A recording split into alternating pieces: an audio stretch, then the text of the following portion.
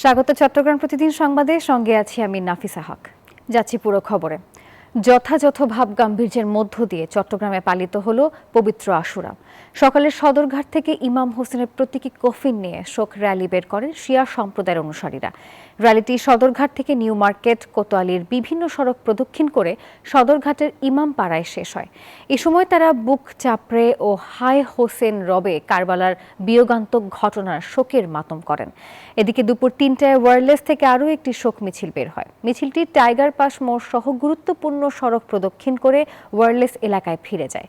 আর সেখানে দিনব্যাপী আচার অনুষ্ঠান, আলোচনা ও প্রার্থনার আয়োজন করা হয়।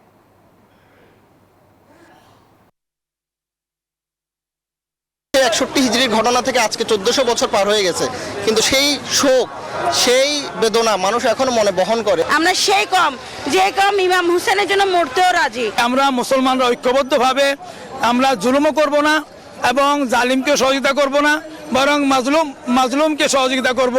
আগামী জুলাই মাস থেকে চট্টগ্রাম বন্দরে পূর্ণ সক্ষমতায় কাজ শুরুর কথা জানিয়েছে সৌদি আরবের প্রতিষ্ঠান red sea gateway terminal RSGT। সম্প্রতি তারা বিশেষায়িত যন্ত্রপাতি স্থাপনের কাজ শেষ করেছে। আর এর ফলে বন্দরের সক্ষমতা বৃদ্ধির পাশাপাশি পণ্য খালাস এবং জাহাজীকরণে হয়রানি কমার প্রত্যাশা বন্দর ব্যবহারকারীদের।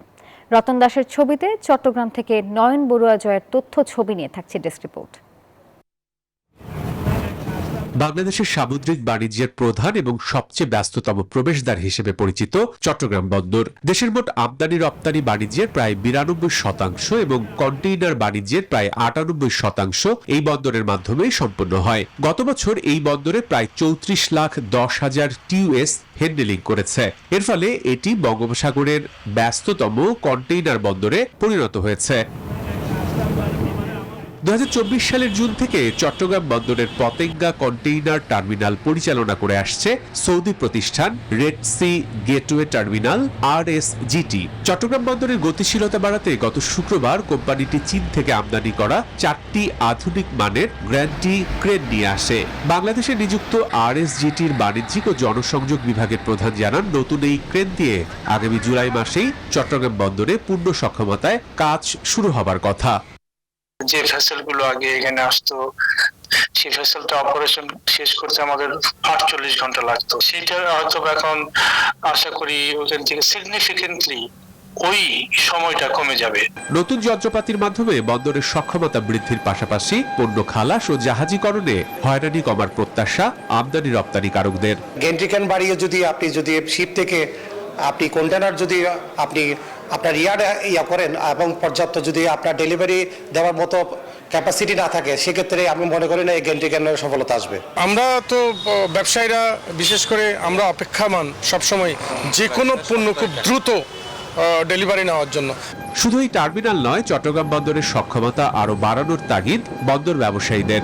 বার্ষিক প্রায় ৪.৫ লাখ একক কন্টেইনার হ্যান্ডেলিং সক্ষমতা থাকলেও ২০২৫ সালে যন্ত্রপাতি সংকটে PCT কন্টেইনার হ্যান্ডেলিং করে মাত্র ১,৫৪,৫৬৪ একক কন্টেইনার। চলতি বছর শেষে ৩,৮০,০০০ হ্যান্ডেল করার লক্ষ্য নির্ধারণ করেছে RSGT। Desk report, news 24। চট্টগ্রামে পৃথক স্থানে সেপটিক ট্যাঙ্কে পড়ে 4 জনের মৃত্যু হয়েছে। পুলিশ জানিয়েছে, রাজান উপজেলার নোয়াপাড়া ইউনিয়নের ঝিকুটিপাড়া এলাকার রতন ডাক্তারের বাড়িতে নির্মাণ কাজ চলছিল। দুপুরে নির্মাণ শ্রমিক প্রদীপ দাস সেপটিক ট্যাঙ্কে নেমে জমে থাকা বিষাক্ত গ্যাসে অসুস্থ হয়ে পড়েন। তাকে উদ্ধার করতে নেমে আরেক শ্রমিক সমীরণ দাসও ট্যাঙ্কের ভেতরে নেমে অচেতন হয়ে পড়ে। খবর পেয়ে ফায়ার সার্ভিসের সদস্যরা তাদের উদ্ধার করে হাসপাতালে নিলে দুজনকে মৃত ঘোষণা করেন চিকিৎসক। অন্যদিকে চট্টগ্রামের ধনিয়ালা পাড়ায় সেপটিক ট্যাঙ্ক পরিষ্কার করতে নেমে আরও 2 জনের মৃত্যু হয়েছে।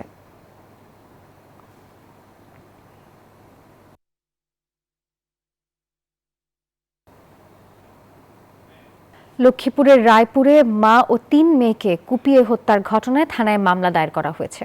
ময়নাতদন্ত শেষে নিহতদের মরদেহ স্বজনদের কাছে হস্তান্তর করেছে প্রশাসন।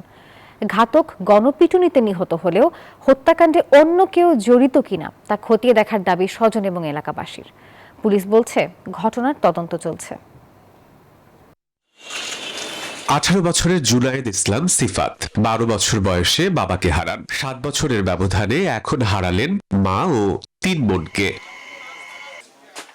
বাবার মৃত্যুর পর সংসারের হাল ধরেন সিফাত। একটি দোকানে কাজ করে কিছু আয় করতেন, পাশাপাশি সহযোগিতা করতেন স্বজন ও স্থানীয়রা। এখন তিনি কঠিন বাস্তবতার মুখোমুখি। 11টার দিকে দোকান থেকে কল দিয়েছে, তোর বাসায় মনে কি হয়েছে, তাড়াতাড়ি একটু বাসায় আসি। তো দেখি আম্মু রান্না করে করছি রক্তাক্ত অবস্থায়, আর 3 জন ভিতরে 3 জন। হে যে লোক ছিল হে লোকতে কাছে মানা দিছে, হেরে বলে জিজ্ঞাসা পুলিশেরা তুমি কি লাগাইছো? আমি একবার বানা ছিলাম, এখন বানা থাকতাম আইছি। খুনি নির্দিষ্ট কারণ এবং খুনির সাথে আর কেউ জড়িত আছে কিনা এটা আমাদেরকে খতিয়ে দেখে আমাদেরকে জানাবে। ময়নাতদন্ত শেষে মরদেহ স্বজনদের কাছে হস্তান্তর করেছে প্রশাসন। দায়ের হয়েছে মামলাও। সাসপেক্ট অ্যাকিউজড সেও মারা গেছে, ভিকটিম সেও মারা গেছে, যার কারণে এর উদ্ঘাটন করতে একটু সময় লাগতেছে। আমরা স্থানীয়ভাবে ব্যাপকভাবে তদন্ত করতেছি। চিকিৎসক বলছেন নিহতের শরীরে আঘাতের চিহ্ন রয়েছে। ধর্ষণের বিষয়টিও খতিয়ে দেখা হচ্ছে। মাথায় আঘাতের চিহ্ন ছিল, তারপর হাতে আঘাতের চিহ্ন ছিল এবং বুকে আঘাতের চিহ্ন ছিল, ধারালো অস্ত্রের আঘাতের চিহ্ন ছিল। তা আমরা ভেজাল সব কালেকশন করেছি, সেটা আমরা রিপোর্ট পাওয়ার আগ পর্যন্ত কিছু পাওয়া যাচ্ছে না। বৃহস্পতিবার দুপুরে রায়পুরের টিনহাটা সংলগ্ন এলাকায় হত্যাকাণ্ডের ঘটনা ঘটে। এলাকাবাসীর গণপিটুনিতে ঘাতকও প্রাণ হারান। Desk report, news 24। চট্টগ্রামের বাজারে মাছ মাংসের লাগামহীন দামে হতাশ ক্রেতারা। ইলিশের দাম আকাশচুম্বী, সরবরাহের ঘাটতির অজুহাত দেখাচ্ছেন বিক্রেতারা। তবে কিছুটা স্বস্তি বিরাজ করছে সবজির বাজারে। কমেছে কাঁচামরিচ, ধনেপাতা এবং ডিমের দাম।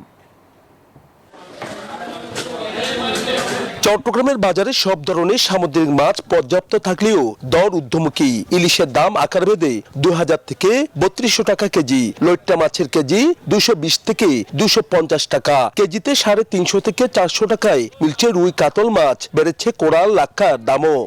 কিছু কিছু আইটেম একটু মোটামুটি দাম আছে, আর কিছু কিছু আইটেম কিন্তু আমাদের আয়ত্তের বাইরে চলে যায়, তুলনামূলক বেশি অন্যান্য সময় থেকে। বাজারে সরবরাহ আছে কিন্তু তুলনামূলক দাম একটু বেশি। বিক্রেতারা বলছেন চাহিদার চেয়ে যোগান কম, তাই মাছের দাম বাড়তি। যেখানে 100 কেজি লাগে ওখানে পাচ্ছে 10 কেজি, 15 কেজি। ওই হিসাবে সবাই তালাতালে টেন্ডারে উঠতেছে, দামও বাড়তি দিয়ে কিনে আনতে দিচ্ছে, এখানে দাম দিয়ে বিক্রি করতে দিচ্ছে। ব্রয়লার মুরগি কমে 160 টাকা কেজিতে বিক্রি হলেও সোনালী ও দেশি মুরগির দাম অপরিবর্তিত। কমেনি গরু, খাসির মাংসের দামও। এই মুহূর্তে যেটা দেখা যাচ্ছে হয়তো আগের চেয়ে একটু কম, কিন্তু তারপরও মধ্যবিত্ত মানে জনগণের জন্য আরেকটু কম হলে আরো ভালো হয়। তবে কিছুটা স্বস্তি সবজির বাজারে। বেগুন, কাঁকরোল ও পটল বিক্রি হচ্ছে 50 থেকে 60 টাকা কেজি দরে। 150 বরবটির কেজিও 70 টাকার মধ্যে। কমেছে কাঁচামরিচ, ধনেপাতা ও ডিমের দাম। সবজি এটা অ্যাভেলেবেল সরবরাহ আছে এবং দামটা আগের তুলনায় কিছুটা কম। অন্যান্য বছর থেকে এই বছর তো এই বর্ষাকালে সস্তা দাম কম আছে। বাজার স্থিতিশীল রাখতে নিয়মিত মনিটরিং এর দাবি ক্রেতাদের।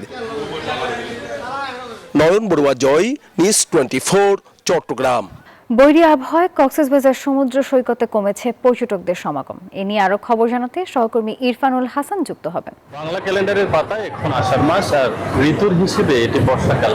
কিন্তু কক্সবাজার সমুদ্র সৈকতে একেবারে তার ঠিক উল্টো চিত্র। সকাল থেকে এখানে রুদ্রতুল পরিবেশ, কিন্তু কিছুক্ষণ আগে থেকে বেশ মেঘলা হতে শুরু করেছে। কক্সবাজারের প্রকৃতিতে কিছুক্ষণ বৃষ্টি, কিছুক্ষণ মেঘ, আবার কিছুক্ষণ রোদের দেখা মিলছে। এই সময়টাতে কক্সবাজারের পর্যটনে কিছুটা ভাটা থাকে, সেই কথাটি বলছেন এখানকার ব্যবসায়ীরা। এই যে বর্ষার সময় এটি শেষ হলে আরো বেশি পর্যটকের সমাগম হবে, তেমনটাই প্রত্যাশা করা হচ্ছে। লাইফগার্ড নির্ধারিত যেখানে পতাকা দেওয়া হয়েছে সেই জায়গাসমূহ থেকেই সরাসরি সমুদ্রে গোসলে নামার জন্য তারা নির্দেশনা দিয়েছেন। তাতে করে লাইফগার্ডের যে নজরদারি তার ভেতরেও থাকা হবে এবং সেই জায়গায় কোনো ধরনের চোরাবালি কিংবা যে কোনো ধরনের বিপদমুক্ত থাকা যাবে, এমনটা বলছেন এখানকার লাইফগার্ড কর্মীরা। এই ছিল কক্সবাজার থেকে সাপ্তাহিক ছুটির দিনের সবশেষ খবর। প্রায় 1.5 যুগেরও বেশি সময় ধরে সংস্কার হয়নি ফেনীর দাগনভূঞার গুরুত্বপূর্ণ সড়কের। ভাঙাচোরা আর খানাখন্দে ভরা এই পথে প্রতিদিনই দুর্ভোগ পোহাচ্ছেন শিক্ষার্থী, রোগী সহ সাধারণ মানুষ। দ্রুত সংস্কারের দাবি জানিয়েছে স্থানীয়রা। মোহাম্মদ ইয়াসিন সুমনের পাঠানো তথ্য ছবি নিয়ে থাকছে ডেস্ক রিপোর্ট। উঠে গেছে পিচ ঢালাই, কোথাও কোথাও খানাখন্দ, গোটা সড়কেরই একই চিত্র। অথচ স্থানীয় মানুষের চলাচলের অন্যতম ভরসা এই সড়ক। প্রায় 1.5 যুগেরও বেশি সময় ধরে সংস্কার হয়নি ফেনীর দাগনভূঞার কেরুনিয়া সরকারি প্রাথমিক বিদ্যালয় থেকে মিদ্যাবাড়ি টেক পর্যন্ত এই সড়কটি। ফলে প্রতিদিনই ঝুঁকি নিয়ে চলাচল করতে হচ্ছে শিক্ষার্থী, বৃদ্ধ, রোগীবাহী যানবাহনকে। চলাইরা করতে না রোড গাড়ি আইতে আঙ্গো গায়ে গোয়া চলে না না বাড়িতে না বাই ঘরে ডুবে যায় আঙ্গো। এখন মানুষ হাঁটা চলাফেরা করতে বড় সমস্যা, বর্ষার দিনে তো হাঁটায় যান না। আমাদের কেরুনিয়া সরকারি প্রাথমিক বিদ্যালয় থেকে মূল কেরুনিয়ার যে রোড, ওই রোডের যে যাতায়াত ব্যবস্থা অত্যন্ত খারাপ।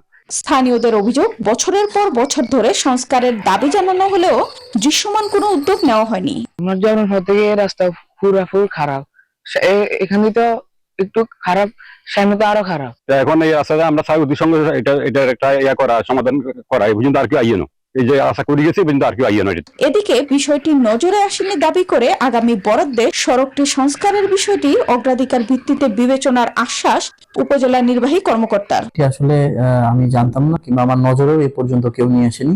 সামনে যে আমরা যে বরাদ্দ পাবো, সেই বরাদ্দটা যখন আমরা পাওয়ার পরে আমরা অবশ্যই এই রাস্তাটাকে আমরা গুরুত্ব সহকারে দেখব।